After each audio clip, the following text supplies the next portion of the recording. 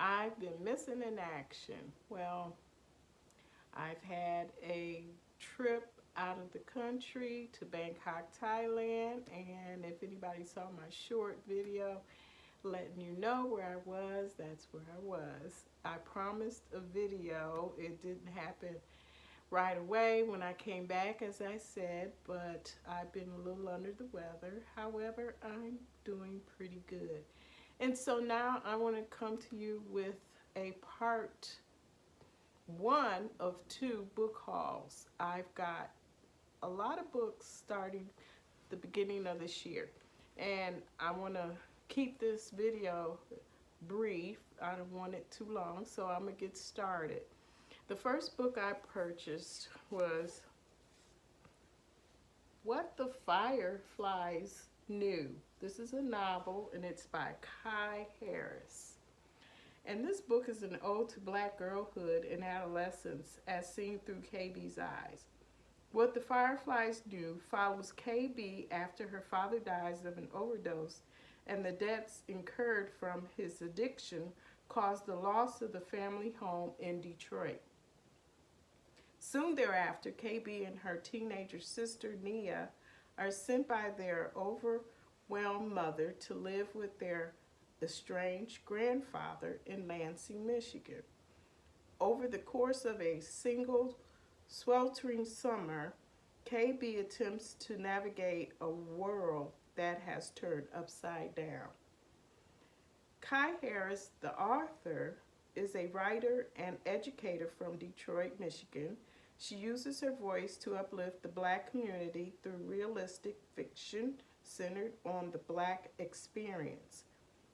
In addition to fiction, Kai has published poetry, personal essays, and peer-reviewed academic articles on topics related to Black girlhood and womanhood, the slave narrative genre, motherhood, and Black identity.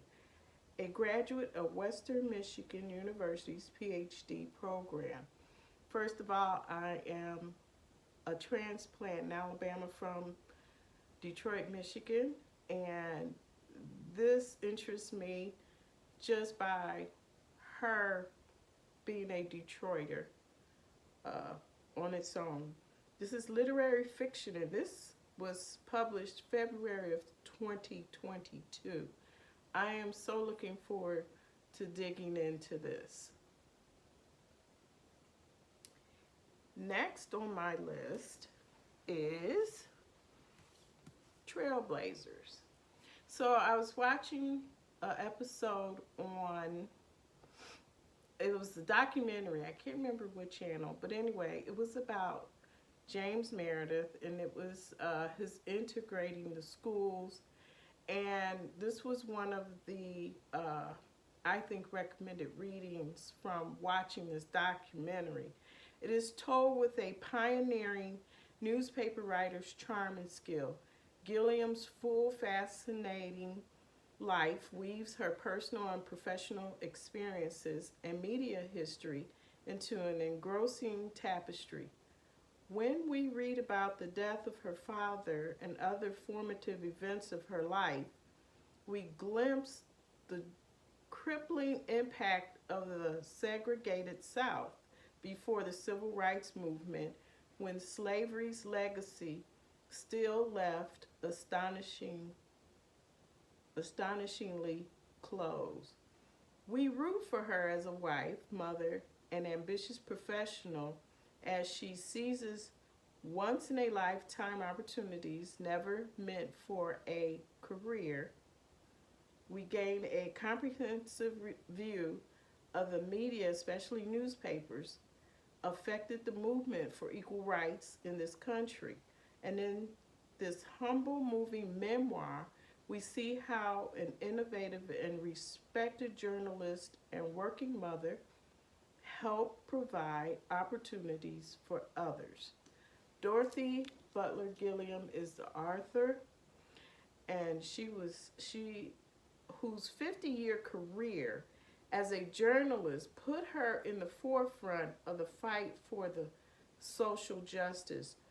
This offers a comprehensive view of racial relations and the media in the U.S. This book came out in January of 2019. I knew about it then, but I just now got my hands on it. Um, I really look forward to reading this.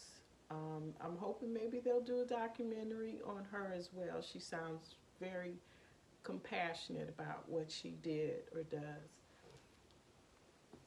Next on my list, as I mentioned, I watched a documentary about James Meredith, and it was called this title, A Mission from God. James Meredith engineered two of the most epic events of the American Civil Rights era, the desegregation of the University of Mississippi in 1962, which helped open the doors of education to all Americans, and the March Against Fear in 1966, which helped open the floodgates on voter registration in the South. Part memoir, part manifesto. A Mission from God is James Meredith's book. Look back at his courageous and action-packed life and his challenge to America to address the most critical issues of our day. How to educate and split the millions of black and white Americans who remain locked in the chains of poverty by improving our public education system. If you get a chance, you need to watch this documentary. It is eye-opening, and I learned a lot. Things I did not know about our history. James Meredith was born on a small farm in Mississippi in 1933 and served in the United States Air Force for 9 years. Meredith risked his life when he successfully applied the laws of integration and became the first black student at the University of Mississippi, Ole Miss. He earned a law degree at Columbia University Law School and became an entrepreneur, speaker, and conservative activist. This book came out in 2012. And after watching that documentary, I researched right away to see if he had a book, and yes, and I got it. I'm looking forward to a little non-fiction. Maybe in November, I might pick this up and read it, but it's definitely on my TBR. Next, I have a book. It's still in the plastic. It's Passing by Nella Larsen. This is a Penguin Vitae, a classic, a stunning novel about the cultural and emotional conflicts faced by two light-skinned African-American women in the 1920s. One marries a white man and passes. The other marries within her race but denies prejudice. First published in 1929, Passing is a remarkably candid exploration. Oh, my lighting is so good. Why ain't somebody say something? Of racism and of the morally ambiguous consequences of even the most carefully made decisions. Now, this is a classic I have been wanting to read for the longest. I even have an ebook on my Kindle, but I wanted a physical copy, and I'm hoping to even listen to it in audio. I need to read more classics that I have not done. And in doing so, when I purchased this book, I learned a little more about Miss Nella Larsen. She was born in Chicago in 1891 to a white Danish mother and a black West Indian father. She studied in America and Denmark, and throughout her writing career, she worked as a children's librarian and primarily as a nurse. In 1928, her first novel, Quicksand, was published to great critical acclaim.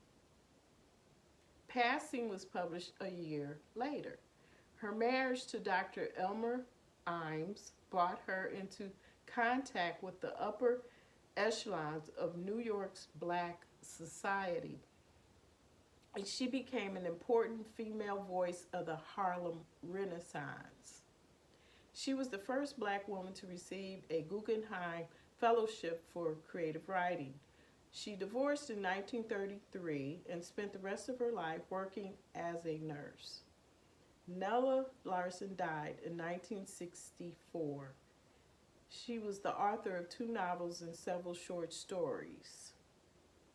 Anyway, she disappeared from the literary scene as she worked as a nurse. I don't know why, but and I discovered, didn't know this, now it's a major motion picture on Netflix starring Tessa Thompson. And I want to read this before I watch it, as most bibliophiles like to do. We want to read the book before we watch an adaptation. Anyway, this Penguin Classic is beautiful. It's gorgeous. Penguin Classics launched a hardcover series with American classics, fiction, and nonfiction. This one came out in February of 2020. Another Penguin Classic is The Women of Brewster Place. Now, I'm sure most of you have seen the movie. In her heralded first novel, Gloria Naylor weaves together the stories of 7 women living in Brewster Place, a bleak inner city sanctuary, creating a powerful, moving portrait of the strengths, struggles, and hopes of black women in America. Vulnerable and resilient, open-handed and open-hearted, these women forge their lives in a place that in turn threatens and protects a common prison and a shared home. Naylor renders both loving and painful human experiences with simple eloquence and uncommon intuition. This was adopted into a 1989 ABC miniseries starring Oprah Winfrey. The Women of Brewster Place is a touching and unforgettable read. Yes, it is. I probably read a library copy. I never owned the actual copy of it. So when I saw the opportunity to get this, even in a reprint classic, I went for it. This was produced in May of 2021. So I guess the original came out in, well, anyway, it's been a long time. So I'm looking forward to reading that again. Next on my list is Jollof Rice and Other Revolutions, a novel in interlocking stories. This is by Omolola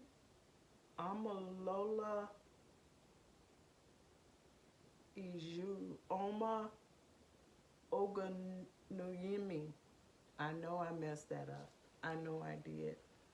Anyway, she is a Nigerian. She makes her American debut with this dazzling novel, which explores her homeland's past, present, and possible future through the interconnected stories of 4 fearless globe-trotting women, revolving around loss, belonging, family, friendship, alienation, and silence. Jollof Rice and Other Revolutions is a moving, multifaceted portrait of lives shaped by hope and sorrow, of women who must contend with the ever-present and unsettling notion that moving forward in time isn't necessarily progress. The author was Born and raised in Nigeria, her stories and poetry have appeared in numerous publications. She graduated from Barnard and UPenn with bachelor's, master's, and doctoral degrees in computer science. She is a professor of preventive and social medicine at Charles R. Drew University of Medicine and Science in South Los Angeles, where she teaches and conducts research on using biomedical informatics to reduce health disparities. She lives in Los Angeles with her husband. I love interlocking stories because they all have some connection. They relate to each other. And I saw another booktuber talking about this book. So when I saw it available, I snatched it up. And this was produced or published in September of 2022. So it's a fairly recent publication. Looking forward to digging into that. And another book.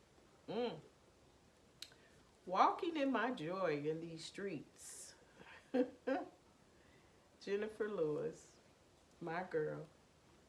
Now I read her other book, A New Offering from the author of the hugely successful Mother of Black Hollywood. I listened to that in audio, and she reads her book, and it was awesome. You get the drama, you get the laughter, you get everything.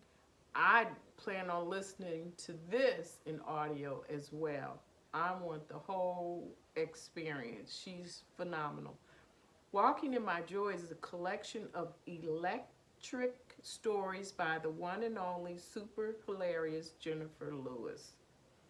Her commentary on what's happening in the world today, told through her outrageous real-life adventures, will have you laughing out loud, while her insightful messages touch your soul. Okay, she is such a cut-up and such a character. Look at the back of this book. Look at the back. I mean, it's just, that's her. That's just her. Jenifer Lewis, deemed a national treasure by TV Guide, has appeared in more than 300 television and film roles. She currently stars on the hit ABC show Blackish. I think Blackish has been canceled. I can't verify that right now. She lives in Los Angeles with her Bichon Frise, her dog, Butters Lewis. That's her name of her dog. And she has a drag queen named Shangala living in her basement.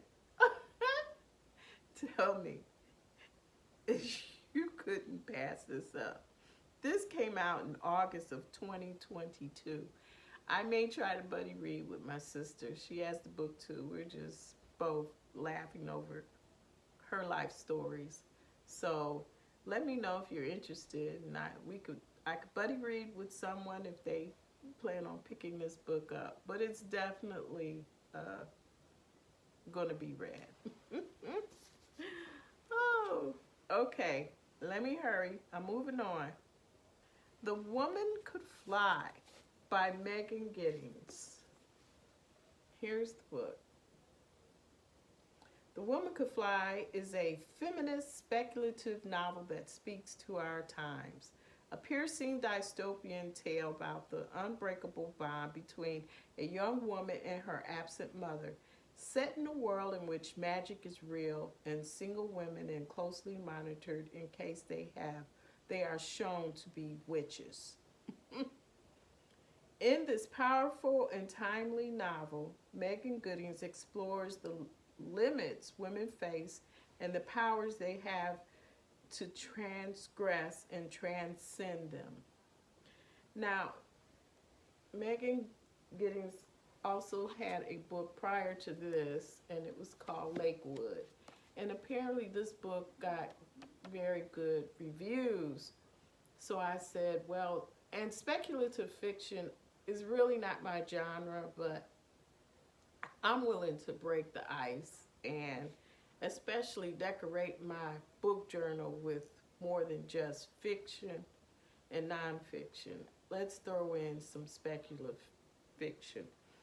My Megan Giddings is an assistant professor at the University of Minnesota. Her first novel, Lakewood, was one of New York Magazine's top 10 books of 2020, an NPR Best Book of 2020, a Michigan Notable Book for 2021, a finalist for two NAACP Image Awards, and a finalist for an LA Times Books Prize in the Ray Bradbury Science Fiction, Fantasy, and Speculative category. Megan's writings has received funding and support from the Barbara Deming Foundation and Hedgebrook. She lives in the Midwest. So, girlfriend is serious, and her genre is normally science fiction. So, and this book came out August of 2022. I'll give it a whirl. All right, I have two more to go. And here we go. Post-traumatic. I purchased this after I saw another booktuber talk about it. And this book is To the Outside Observer. Vivian is a success story, a dedicated lawyer who advocates for mentally ill patients at a New York City psychiatric hospital. Privately, Vivian contends with the memories and after effects of her bad childhood, compounded by the everyday stresses of being a Black Latinx woman in America. She lives in a constant state of hypervigilant awareness that makes even a simple subway ride into a heart-pounding drama. Whew. This sounds serious.